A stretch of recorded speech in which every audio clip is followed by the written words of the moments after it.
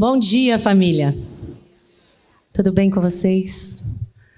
Eu estou aqui em oração, porque eu quero ser cheia do Espírito de Deus. Eu quero ver a igreja cheia do Espírito de Deus, amém? Eu sei que Deus vai fazer grandes coisas, falar conosco, falar com você hoje. E hoje a gente vai dar continuidade a uma última mensagem que eu trouxe aqui, onde a gente aprendeu um pouco mais sobre temor do Senhor. Volta lá no YouTube, assiste depois, mas não se preocupa, fica aqui comigo, porque você vai pegar esse mover de Deus hoje ainda. Amém? Antes de desenvolver o tema de hoje, a gente vai trazer um breve resumo sobre o que a gente falou. Vocês se lembram da frase? Eu amava a Jesus, mas não temia ao Senhor. A gente começou falando nessa última mensagem, nós conhecemos a experiência do Jim, que é um americano, lá da década de 80, um pregador da palavra que ficou muito famoso na televisão. Foi muito impactante a sua caminhada com Cristo no início da sua jornada, mas alguns anos depois ele foi preso por fraude contra o governo. Muitos escândalos sexuais vieram à tona e aquele homem foi preso, ficou preso alguns anos. E aquele homem teve um encontro com Cristo, com o Senhor na cadeia, e ele disse essa frase, sabe, eu amava Jesus, mas eu não temia ao Senhor. E por isso eu fui pouco a pouco, ele foi se perdendo, foi se desviando. Porque dizer que a gente ama a Jesus como se fosse um sentimento instável que a gente tem, às vezes ama alguém, às vezes não ama, às vezes eu amo meu marido, às vezes eu não amo, às vezes eu amo meu colega de trabalho, às vezes eu não amo. Não é a mesma coisa do que a gente deve amar ao Senhor. Se eu digo que eu amo ao Senhor e não temo a Deus, isso não é suficiente e não é real. Aquilo que Deus merece de nós, aquilo que Deus espera de nós, aquilo que nos liga a Deus, aquilo que realmente nos faz temer a Deus e dar a Ele o temor que a Ele é devido.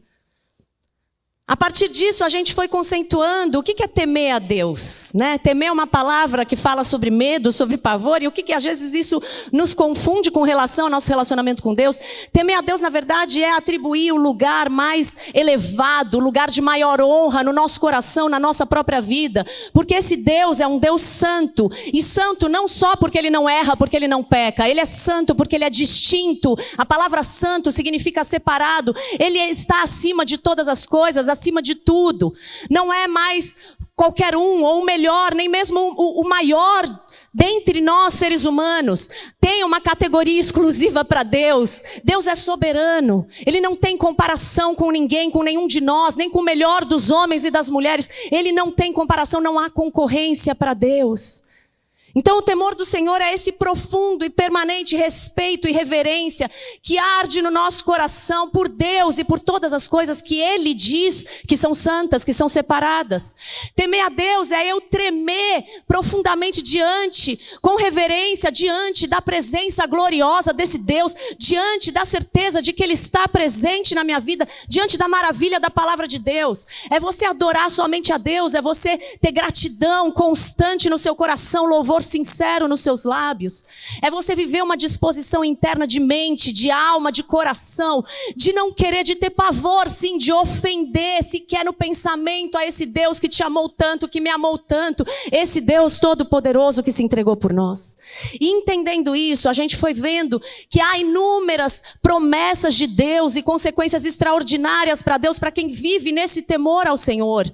A gente leu que o temor do Senhor é o quê? A chave do tesouro de Deus, de salvação, de conhecimento e de sabedoria. Nós lemos que o temor do Senhor nos leva a evitar o mal, que Ele é um refúgio para os nossos filhos, para nós, um refúgio que nos afasta de armadilhas malignas que muitas vezes podem nos levar para o abismo. Temer a Deus é aquilo que nos leva a crer, a obedecer, a confiar em tudo que Deus diz. E eu colocando Ele acima de todas as coisas, de todas as pessoas, como meu mestre, meu professor, meu guia, eu obedeço a Ele, eu caminho sob a liderança dEle. Temor do Senhor nos ajuda sim a cair, a evitar de cair, mas se eventualmente eu cair, o temor do Senhor é aquilo que a Bíblia diz, que também trabalha na nossa mente para que nós estejamos abertos à disciplina do Senhor. O Senhor que nos ensina, que nos forma, que nos amadurece. Quem teme a Deus aprende a não temer mais notícias, diz a palavra de Deus, porque o seu coração está firme e confiante no Senhor. Porque o seu coração seguro sabe que pode ter paz, que pode descansar em paz naquilo que Deus diz, mesmo no meio do caos, mesmo no meio das aflições da vida. A Bíblia diz que temor ao Senhor é a origem, é o princípio de toda a sabedoria, de todo o conhecimento. Conhecimento de quê? Conhecimento de Deus, de quem Deus é, dos atributos de Deus, do que Deus faz. Você começa a enxergar as coisas assim como Deus vê. Você começa a discernir as coisas assim como Deus discerne. A Bíblia diz que Deus revela os seus segredos àqueles que o temem. E há promessas de uma bondade ainda maior para aqueles que vivem nesse temor do Senhor. Nós vimos também 3 juízos que estão escritos na Bíblia em locais diferentes, mas com um apelo que os antecedeu. Um apelo de um Deus de amor que não tem prazer que ninguém se perca. Um apelo de um Deus de amor que quer nos trazer para o centro da vontade boa, perfeita e agradável dele. Um apelo de conversão não só de estilo de vida, mas de mente, de coração, de natureza. E a gente viu padrões de comportamento dos seres humanos, dos homens, das pessoas, em resposta aos avisos que Deus dava. Vocês lembram lá? A gente falou dos genros de Ló, que ouviram a palavra do Senhor, os avisos do Senhor, zombaram da palavra. Não são salvos. Ló ouve, crê, teme, obedece, ele é salvo. Noé teme ao Senhor e é salvo. A geração dele ouve, mas continua vivendo do jeito que quer e não é salva. Os ninivitas, quando ouviram a palavra de Deus, os avisos de Deus através do profeta Jonas, todos, a uma só voz, se arrependeram, buscaram o Senhor, temeram ao Senhor e todos são salvos. E era isso que Deus queria para todos os 3 episódios. A gente também viu que Cristo, a Bíblia diz, Ele é o juiz de toda a carne, de vivos e mortos. E a Bíblia diz que ainda há um julgamento a ser feito para a redenção de todas as coisas. Sabe essa natureza destruída que a gente está vendo? Deus vai fazer a redenção dessa natureza. Sabe o seu corpo que está ferido, que está doente, que se desgasta? Deus vai redimir isso também. Todas as coisas, a Bíblia fala de um reino de justiça, de paz, de saúde completa, onde não há choro, onde Ele recolhe todas as lágrimas, permanentemente. E por fim a gente entendeu que ainda que estar diante dessa presença tão poderosa, tão santa, tão gloriosa, nos faça cair como mortos, porque não dá para a gente chegar diante da presença de Deus com altivez, com orgulho, desse Deus que é soberano, que é superior a nós. Mesmo que a gente chegue diante dele prostrado por causa da nossa fragilidade, dos nossos pecados, dos nossos erros, dos nossos desvios, do reconhecimento de quem nós somos, de como nós precisamos desse Deus. Mesmo que nós caiamos como mortos, esse Deus é quem nos pega e fala, vem aqui, não temas, vem aqui na minha presença, porque eu cumpri no teu lugar, eu paguei tudo o que era necessário no teu lugar para que nós estivéssemos juntos. Frente a frente, um na presença do outro. E nessa presença, é aqui nessa presença de Deus que eu recebo as chaves desse tesouro. Amém? Então a gente quer receber tudo isso, a gente quer acessar tudo isso. E hoje a gente vai começar vendo como essa chave desse tesouro, que é o temor do Senhor, pode ser produzido dentro de nós. Porque aí você pode me falar, Rebeca, tudo bem, eu entendi o conceito, entendi as promessas, os benefícios, mas eu não sinto isso, eu não tenho temor ao Senhor. Como é que eu posso produzir isso? Olha que interessante, 2 passagens que eu quero ler com vocês, que estão lá em Apocalipse. Vamos abrir Apocalipse 14, por favor. Versículos 6 e 7. Vi outro anjo voando pelo meio do céu, tendo um evangelho eterno para pregar aos que habitam na terra, e a cada nação, tribo, língua e povo, dizendo com voz forte, temam a Deus e deem glória a Ele, pois é chegada a hora em que Ele vai julgar, e adorem aquele que fez o céu, a terra, o mar e a fonte das águas. E Apocalipse 15, 3 e 4, e entoavam o cântico de Moisés, servo de Deus, e o cântico do Cordeiro, dizendo, grandes e admiráveis são as tuas obras, Senhor Deus Todo-Poderoso, justos e verdadeiros são os teus caminhos, ó Rei das nações. Quem não temerá e não glorificará o teu nome, ó Senhor? Pois só tu és santo. Por isso todas as nações virão e se prostrarão diante de ti, porque os teus atos de justiça se fizeram manifestos. E enquanto eu estava lendo essas 2 passagens, me veio à mente que se há essa cena de um anjo voando no meio dos céus, carregando um evangelho, uma mensagem eterna, para pregar a todos os que habitam na terra com voz forte, quem sou eu para não fazer o mesmo hoje? Quem sou eu para não falar que é chegada a hora em que ele vai julgar, como nós lemos agora, e que nós precisamos desse evangelho, nós precisamos de Deus, nós precisamos de Cristo, dessa boa notícia. E esse evangelho é o mesmo desde toda a eternidade, é aquele que criou todas as coisas com perfeição, aquele cujas obras são grandes e admiráveis, aquele que é o caminho, o justo, o verdadeiro. O Rei, o Senhor Deus Todo-Poderoso, Santo, o Cordeiro Santo de Deus. Sabe o que é isso? O que é puro, o que era inocente, o que foi um homem inocente, o que nele não há nenhum mal. E ele nos comprou com esse resgate, com seu próprio sangue derramado lá naquela cruz. A vida dele que ele deu por nós, nos redimiu e traz em nós a nossa nova natureza, a natureza dele em mim. E a ele, é somente a ele que eu devo dar todo o meu temor, toda a minha adoração, a ele toda a glória. Nós lemos: quem não temerá e não glorificará o teu nome, Senhor? Quem diante da luz do Senhor, que é como se fosse o sol do meio-dia, nada fica oculto para ele, nem um pedacinho, nem um pensamento da sua mente fica oculto a ele. Quem não temerá, quem não se dobrará diante desse Deus? E o interessante desse texto que me chamou muita atenção é que a gente vê 3 elementos e 3 palavras semelhantes nesses 2 versículos que nós lemos, em outras passagens que a gente vai passar também. Em primeiro lugar, a gente vê demonstrado nas palavras a superior glória de Deus, manifesta nos atos de justiça, na sua santidade, na sua majestade, na sua grandeza, na grandeza das suas obras. Em segundo lugar, nós vemos nesses 2 textos temor do Senhor. E em terceiro lugar, nós vemos adoração de homens, de mulheres, de anjos, de seres celestiais. Então, glória, temor e adoração. Glória, temor e adoração. Em hebraico, o significado da palavra glória, ela é peso. Por isso que a gente canta o peso da tua glória. É como se fosse o peso de honra. É como se fosse algo que fala de um esplendor, de algo com um peso extremo de valor, de importância. E sabe, queridos, por que há tanta irreverência com relação ao nome de Deus, à presença de Deus e à palavra de Deus no nosso meio, inclusive dentro das igrejas? Sabe por que muitas vezes não há temor dentro do nosso coração?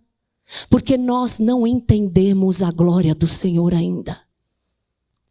Você não consegue se prender a esse temor do Senhor e alcançar as suas recompensas, a não ser que você busque a glória de Deus. Você não consegue entender isso, a não ser que você contemple a glória de Deus, que você medite nela, que você fale sobre ela, que você respire a glória de Deus. O nosso temor a Deus sempre vai estar limitado ao nosso reconhecimento da grandeza dele. E eu digo nosso reconhecimento porque ser grande ele é. Não importa se você crê, não crê, sabe, não sabe, acha que é ou não é. Ele é grande, ele é excelso, ele é soberano. Mas que espaço eu dou dentro da minha vida para ele ocupar? Qual é a grandeza que eu deixo Deus ocupar dentro da minha vida? Como eu reconheço a grandeza dele dentro de mim? Na minha vida, no meu dia, nos meus pensamentos, nas minhas ações? Quanto maior for o nosso reconhecimento da glória do Senhor, da grandeza do Senhor, maior será a nossa capacidade de temê-lo dessa forma como ele nos ensina e de acessar todas as bênçãos, mesmo que a nossa compreensão da sua glória ainda seja parcial. Você pode dizer, Rebeca, nós hoje, na condição de seres humanos que nós temos, não é possível nós entendermos, Deus não se encaixa na nossa mente finita. E você tem toda a razão, é isso mesmo. Mas sabe, Moisés, quando ele estava buscando uma experiência mais profunda com Deus, ele fala assim para Deus, eu quero ver a sua glória. E no entanto, Deus responde para Moisés que nenhum ser humano poderia ver Deus face a face ainda na nossa condição de hoje, sem morrer na presença dele por causa da sua santidade. Mas Deus não deixa Moisés no vácuo. Deus fala, não, eu vou te oferecer uma visão, mesmo que limitada, da minha glória. E essa visão que Moisés teve mudou a vida dele, assim como pode mudar a nossa vida. Nós precisamos, mesmo que a gente não vá ver tudo aqui, precisamos buscar, conhecer, entender, vislumbrar a glória de Deus, vislumbrar, mesmo que seja ainda parcialmente, como Moisés teve, até que nós tenhamos a compreensão completa de Deus, porque a Bíblia diz que um dia nós o veremos face a face e conheceremos a Ele assim como somos conhecidos dele hoje. Mas até que esse dia chegue, Ele não nos deixa no vácuo. Deus usa recursos que estão acessíveis acessíveis a nós para que a gente possa conhecê-lo, para que a gente possa entender a sua glória e a partir daí temê-lo como ele merece ser temido, como ele deve ser temido. Em primeiro lugar, a Bíblia diz que para termos uma ideia da sua glória, Deus se manifesta quando nós contemplamos a sua criação gloriosa e grandiosa. Vamos ler lá Salmos 19:1, diz que os céus declaram a glória de Deus, o firmamento proclama a obra das suas mãos. Salmo 145:3 diz: grande é o Senhor e muito digno de ser louvado, a sua grandeza é insondável.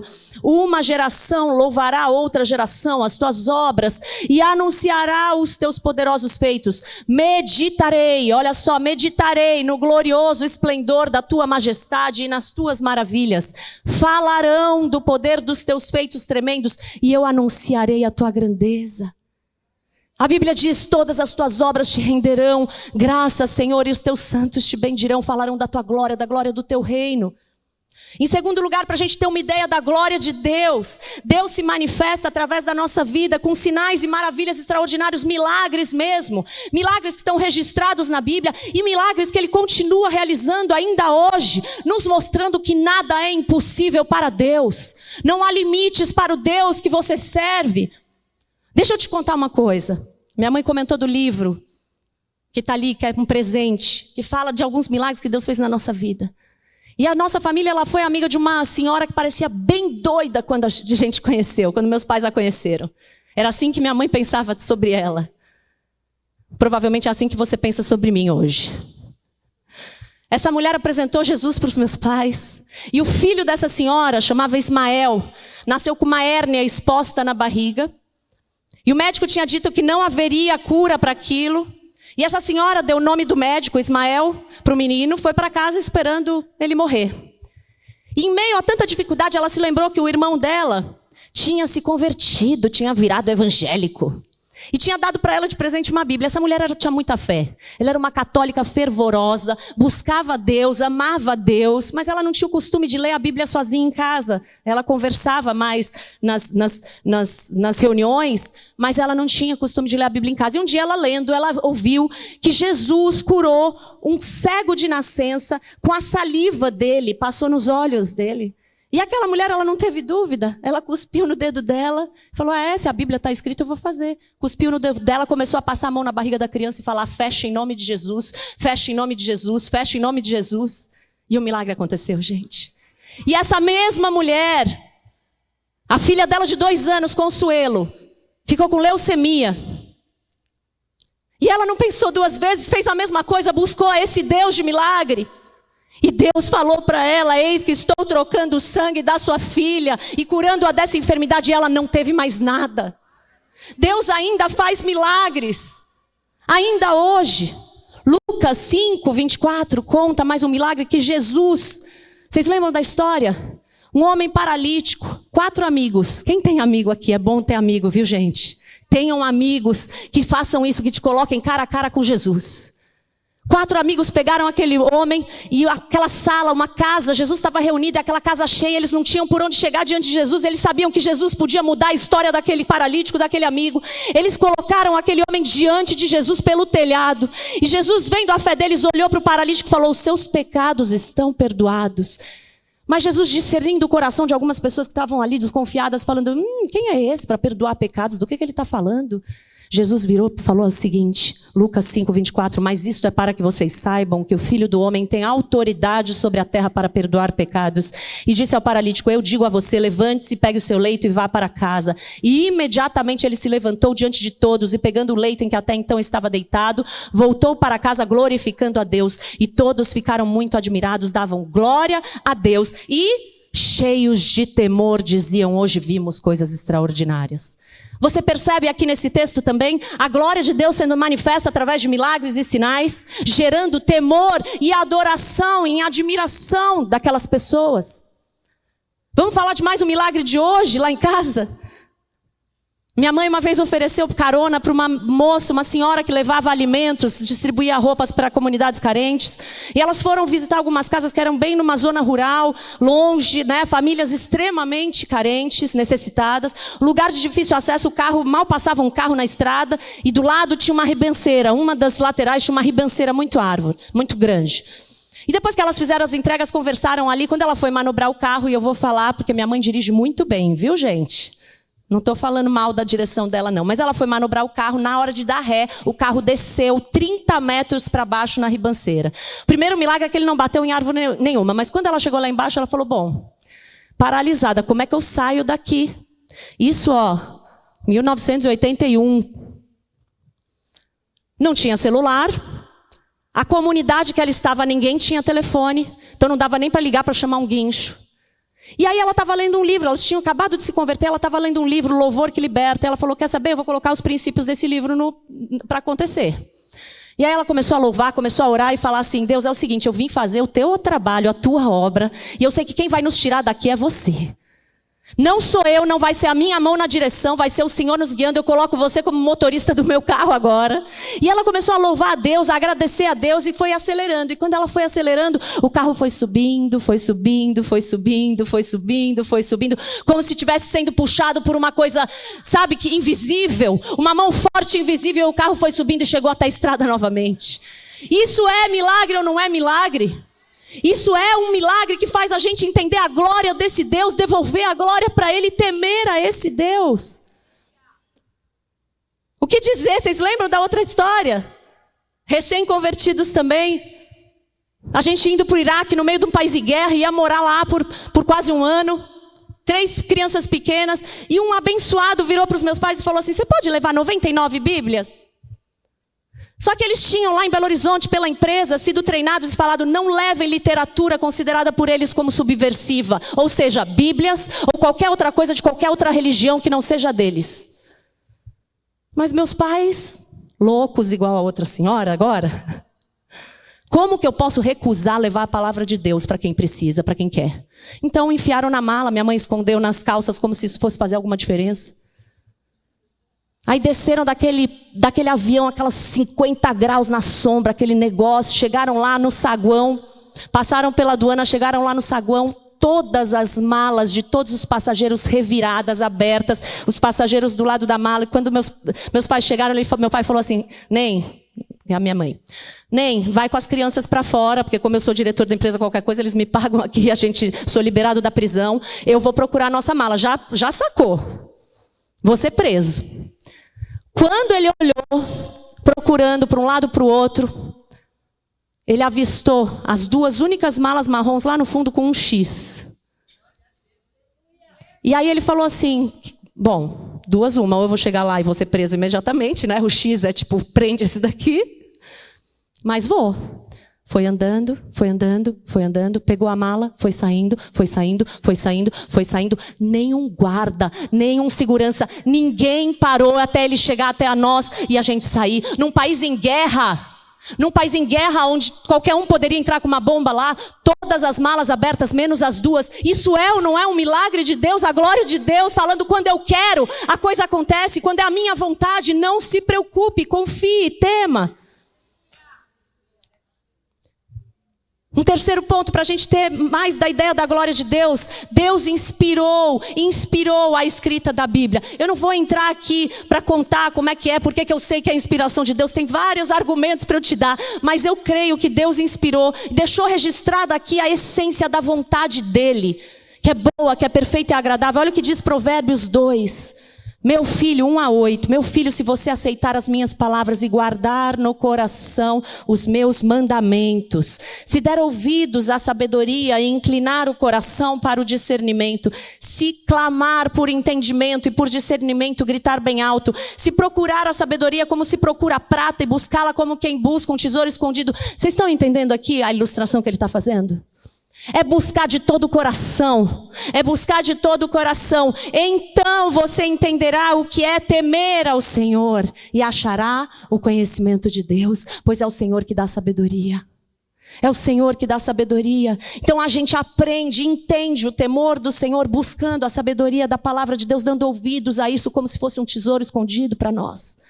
Outro dia uma pessoa estava conversando comigo e a gente falando sobre como é que eu, como profissional de mercado financeiro, de banco, por muitos anos, administradora, eu não era da área de RH, de pessoas, era de área de estratégia, de projeto, de marketing, CRM, vendas, não tinha nada a ver. Como é que eu tinha aprendido sobre inteligência emocional, sobre como lidar com emoções, sobre como ser madura, mais jovem, né? Eu não sou jovem hoje, mas eu era. E a gente falou, né? Obviamente, no mercado tem muitos cursos, muitas coisas que são dadas, a própria experiência ali da vida nos ensina. Mas eu quero te contar um segredo. O maior segredo. Tudo que eu aprendi de sabedoria na minha vida, de maior sabedoria na minha vida, foi enfiando a cara aqui nessa Bíblia. E lendo diariamente aquilo que Deus queria me ensinar. E sabe o que acontece? Aí você vai falar, não, nunca ninguém te ensinou fora disso? Sim, eu lia. E aí sabe o que acontecia? Rebeca, você vai participar de um curso. Aí eu chegava lá, o cara falava uma coisa e falava assim, isso eu já sei, está lá na Bíblia. Você está dando um nome, mas está lá na Bíblia. Curso de liderança, isso Jesus fazia. Né?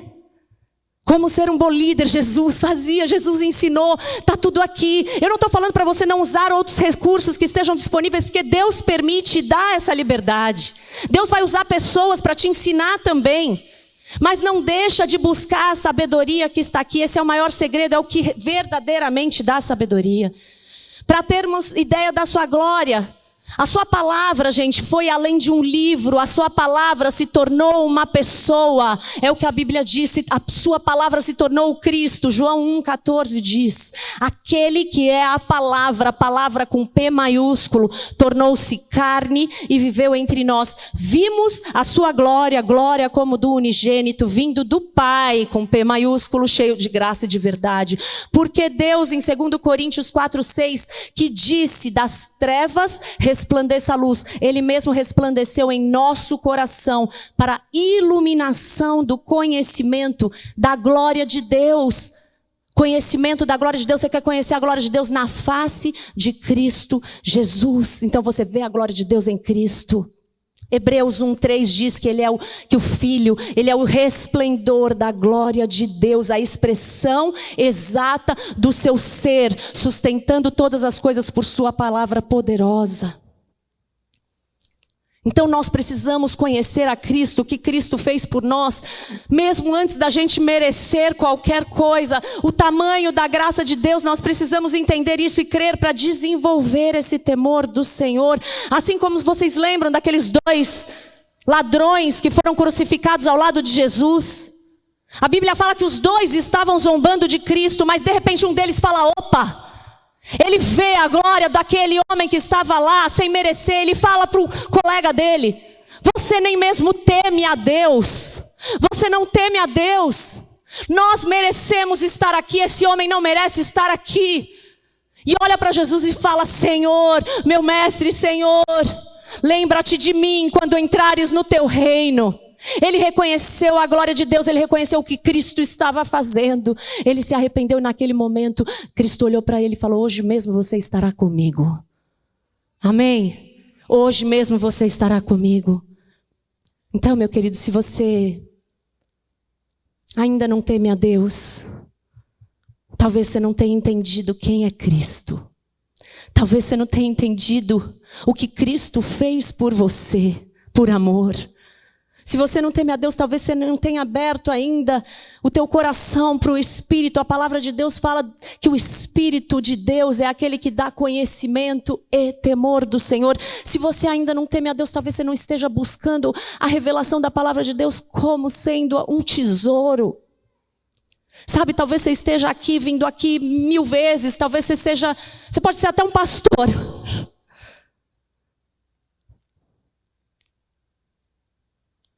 Mas muitas vezes nós ouvimos a mensagem de Deus com nossos ouvidos fechados, com os nossos olhos tapados, vedados, com o nosso coração endurecido.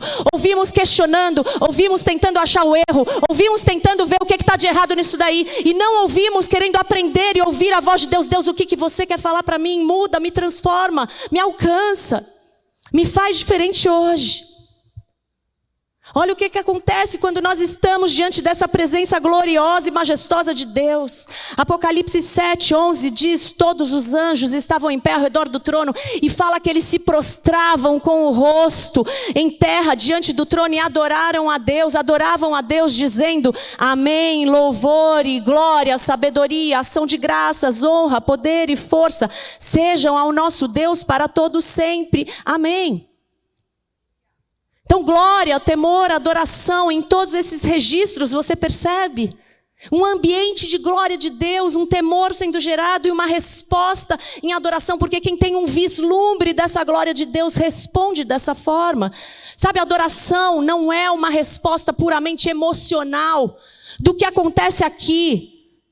Adorar não é você presenciar um show, um culto com luzes, com cantores bons, com músicos maravilhosos como nós temos. Não é isso. A adoração pode acontecer no teu quarto, sozinho, a portas fechadas. A adoração pode acontecer com 2 pessoas reunidas, voz e violão. Pode até desafinar, mas a adoração é um coração prostrado diante desse Deus grandioso e maravilhoso.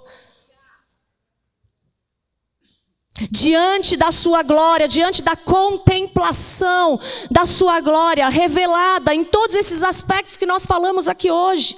Natureza e criação, os seus milagres, sinais e maravilhas, da sua própria palavra, de Cristo e da sua obra redentora, do Espírito Santo de Deus em nós. Tudo isso revela a glória de Deus, e diante dessa contemplação eu temo a esse Deus, porque eu entendo o meu tamanho, o tamanho dele, e eu adoro, eu me prostro, eu me entrego, eu me rendo. Adorar é viver contemplando aquele de quem foi dito: procurem por todos os lados, examinem nos céus, não há ninguém como Deus. 1 Crônicas 17:20 diz: Senhor, não há ninguém semelhante a ti, não há outro Deus além de ti, segundo tudo que nós mesmos temos ouvido. E eu estou aqui não te contando só histórias de um livro, eu estou aqui te contando histórias reais que têm transformado diariamente a nossa vida, a minha vida e a vida de muitos aqui. E eu quero ler com vocês hoje o texto que eu pedi para nessa última pregação sobre o temor do Senhor. Eu pedi para vocês lerem, eu quero que a gente leia juntos. Isaías 40:12. A gente vai ler alguns versículos. Começa dizendo assim: quem na concha de sua mão mediu as águas e tomou a medida dos céus a palmos, quem recolheu o pó da terra na terça parte de uma vasilha e pesou os montes e as colinas numa balança. Para aí. Olha só. Dizem que a área coberta por oceanos no planeta Terra é de mais de 360 milhões de quilômetros quadrados. O que a gente vai dizer do pó? Ele está falando do pó da terra, da medida dos céus. Como é que você mede isso? E isso tudo é pequeno diante da grandeza desse Deus. E aí ele diz no 13: quem guiou o Espírito do Senhor, ou como seu conselheiro o ensinou? Com quem ele se aconselhou para que lhe desse compreensão? Quem lhe ensinou a vereda da justiça? Ou quem lhe ensinou sabedoria? E quem lhe mostrou o caminho do entendimento? Eis que as nações são consideradas por ele como um pingo que cai de um balde, como um grão de pó na balança. Eis que ele carrega as ilhas como se fossem pó fino. O Líbano não seria suficiente para o fogo, e os animais de lá não bastariam para um holocausto. Diante dele todas as nações são como coisa que não é nada. Ele as considera menos do que nada, como um vácuo. Não é que ele não dá valor, você está entendendo? É que o tamanho dele diante dessas coisas, das grandes nações todas, pensa nos Estados Unidos, pensa na China, pensa em Rússia, pensa em quem você quiser, são como um pingo perto da grandeza desse Deus. Um pingo de pó fino, um grão de pó fino. Reinos poderosos que nós sabemos na história que se levantaram, ao longo da história que se ergueram de forma poderosa, com poder, com autoridade. Ao longo da história da humanidade, quantos caíram em sua ruína, de sua glória temporária, mas a glória dele não é passageira, não é temporária, ela é permanente. E ele continua, versículo 18. Com quem vocês querem comparar Deus? Com que imagem vocês o podem confrontar? Quanto à imagem, esta é moldada pelo artífice, depois o ourives a reveste de ouro e forja correntes de prata para ela.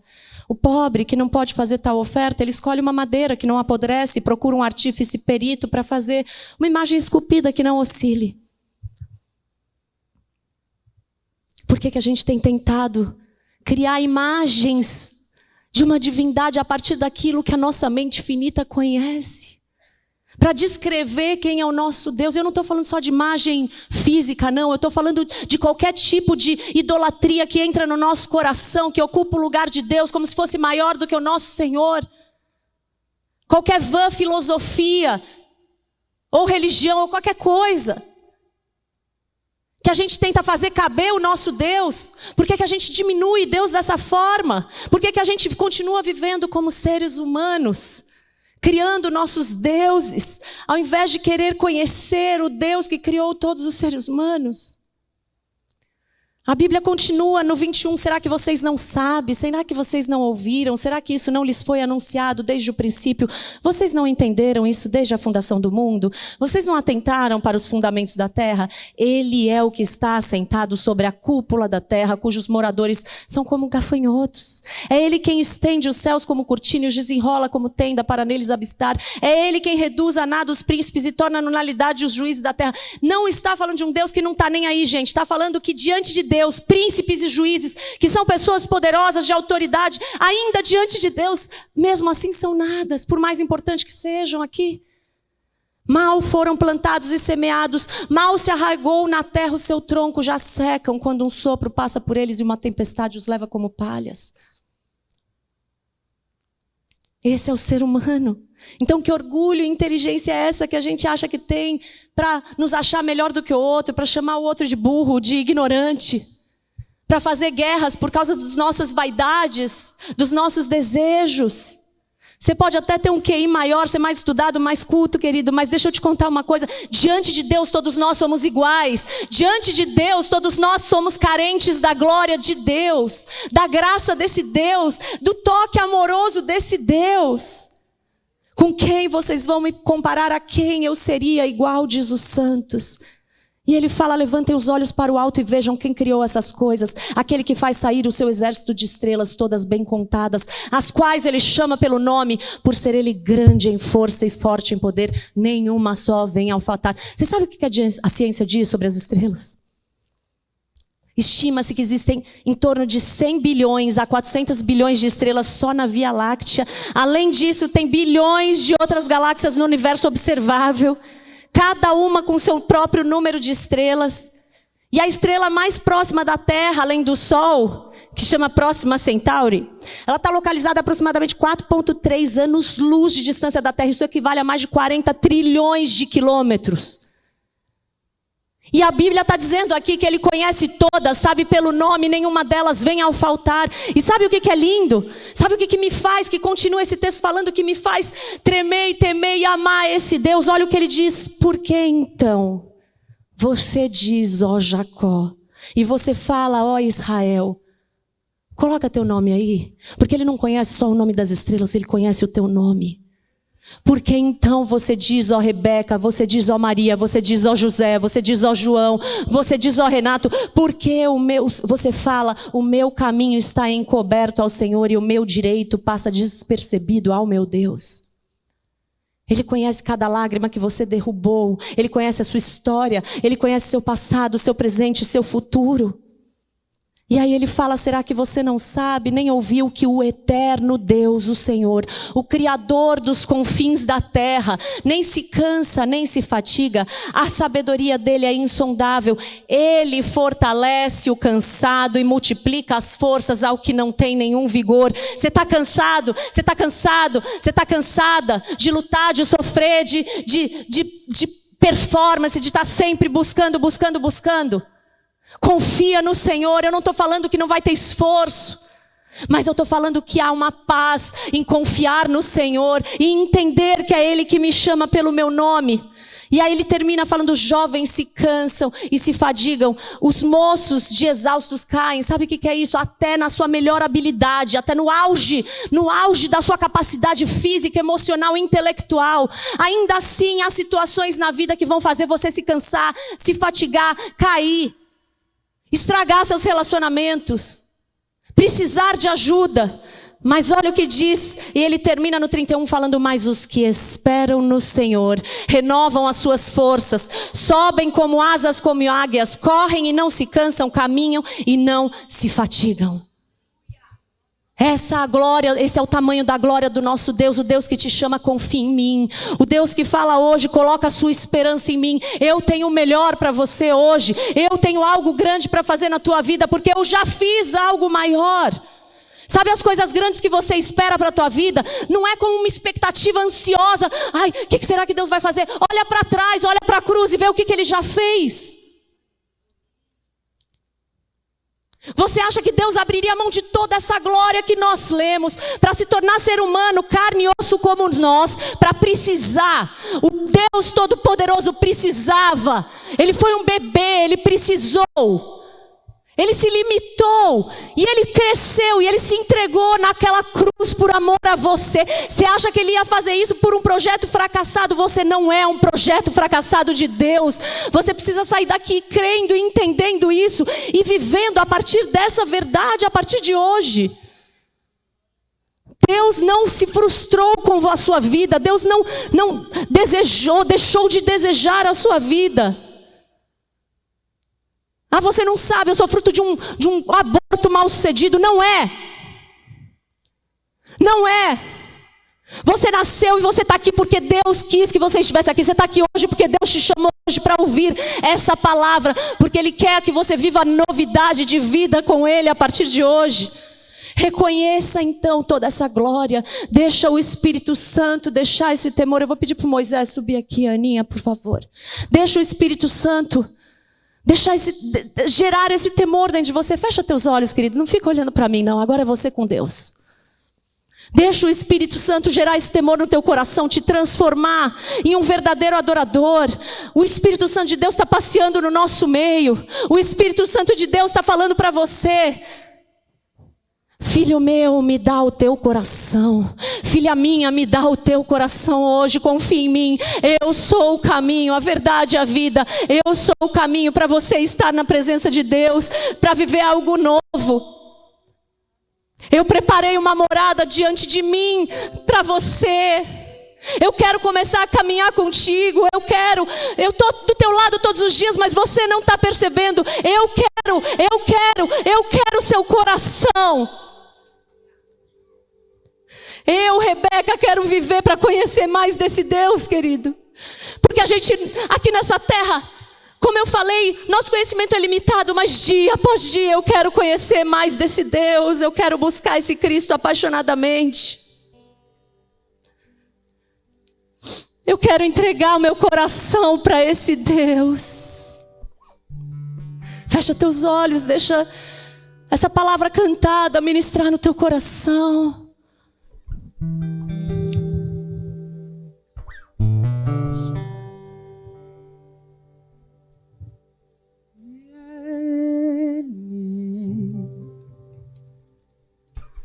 Por Ele que eu estou gastando a minha vida, perdendo tudo por amor e com alegria, dono dos meus dias.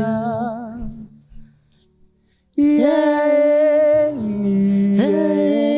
Ele, por Ele que eu estou gastando a minha vida, perdendo tudo por amor e com alegria,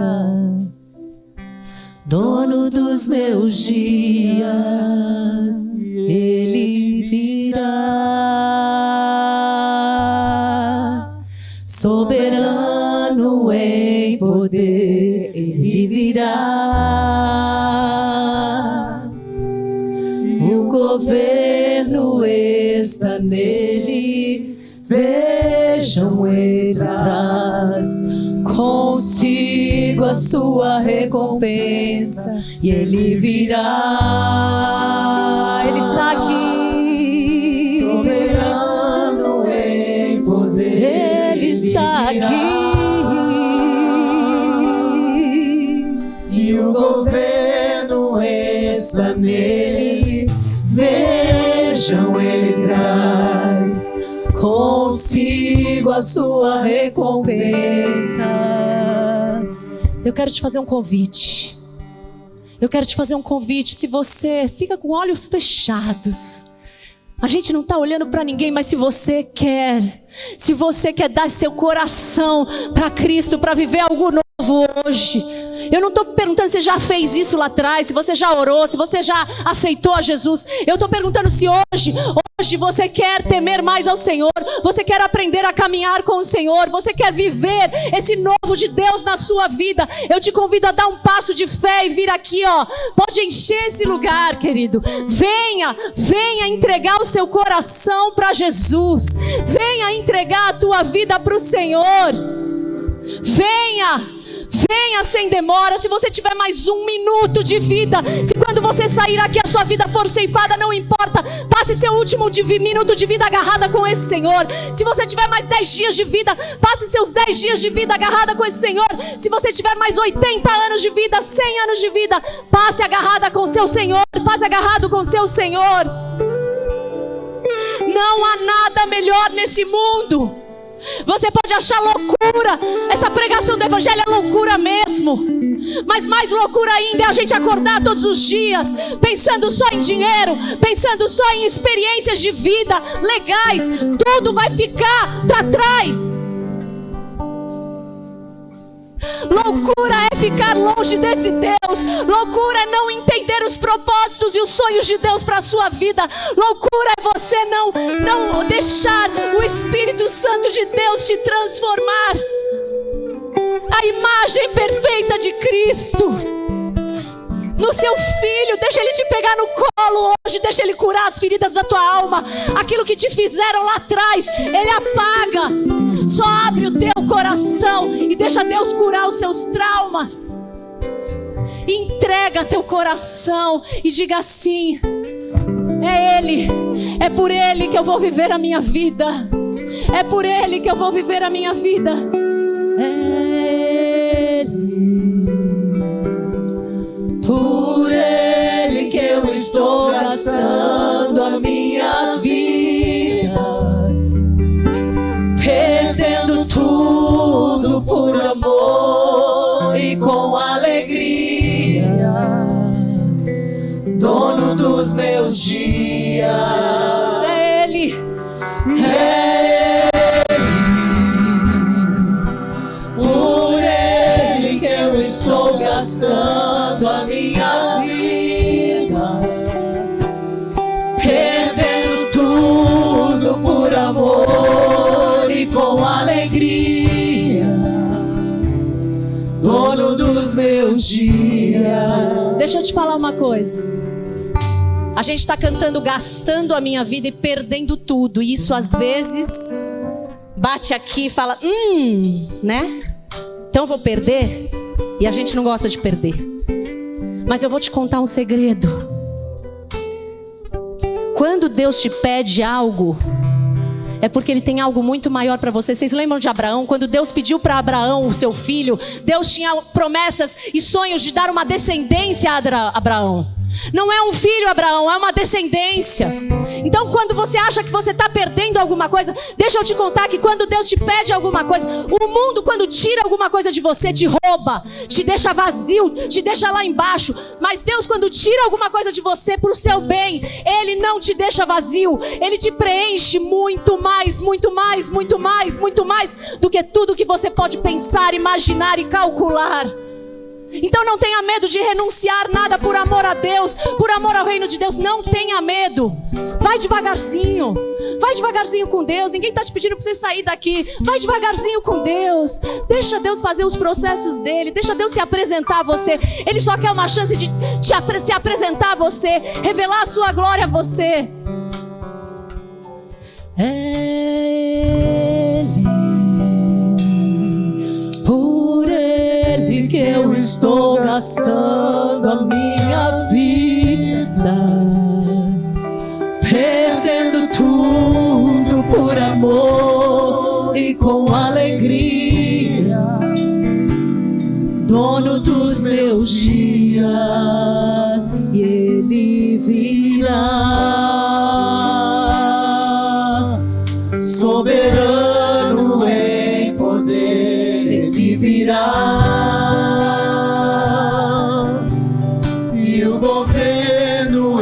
Está nele, vejam, Ele traz consigo comigo a sua recompensa. Nós já estamos indo para o nosso final. E você está vendo essa mesa aqui posta. Na noite que Jesus foi traído, ele simplesmente chamou os seus queridos. E ali ele fez uma obra maravilhosa. Você pode voltar gradativamente ao seu lugar. Mas eu quero só que você saiba uma coisa. Essa mesa está aqui. E ela está posta para você. O convite está feito. O convite está feito. O que ele tem para cada um de nós, querido, é algo único. Ninguém é igual. Não há duas pessoas iguais. Mas você só pode participar disso porque um dia ele ali naquela cruz, ele falou, está consumado. A Bíblia diz que o salário do pecado é a morte. Todos nós pecamos. Então todos nós mereceríamos morrer. Mas a Bíblia diz também que sem derramamento de sangue não há remissão de pecados. Por isso que o Velho Testamento havia tantos cordeirinhos sendo mortos. Porque aquele que levava o cordeirinho, ele falava, olha, eu estou pondo um inocente no meu lugar. Ele derrama o sangue. E ele saía de lá com a certeza, eu fui perdoado. Sem derramamento de sangue não há remissão. Por isso que Jesus precisou se fazer carne. Por isso que quando João Batista olhou para ele e falou, eis o Cordeiro de Deus, o que tira o pecado do mundo. Ele era o único que podia fazer. Não havia ninguém mais na terra. Ninguém mais para poder fazer isso. Então, querido, eu quero que você pegue agora, por favor.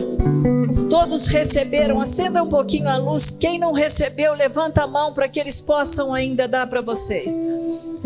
Ali tem pessoas que não receberam. Quem não recebeu, levanta a mão, por favor. Quando você estiver olhando para este elemento, aqui é um suco e um pão. Suco de uva, simbólico, vermelho, por causa do sangue de Jesus derramado. Mas é gostoso também você pensar que tem um pedacinho pequenininho do pão. Na noite que ele foi traído, ele pegou um pão e partiu aquele pão e falou, este é meu corpo que é dado no lugar de vocês. Hoje vocês podem, porque ele fez isso, ele já partiu no teu lugar. Hoje você faz parte do corpo de Cristo. Você já pensou o que quer dizer que ele é o cabeça de um corpo e que nós fazemos parte? É isso que você está vendo aqui agora. Santa Ceia. E eu te convido a fazer isso com toda reverência. Quando você estiver tomando, Senhor, sonda meu coração. Veja se há em mim algum pecado e me perdoe. É assim que você vai participar.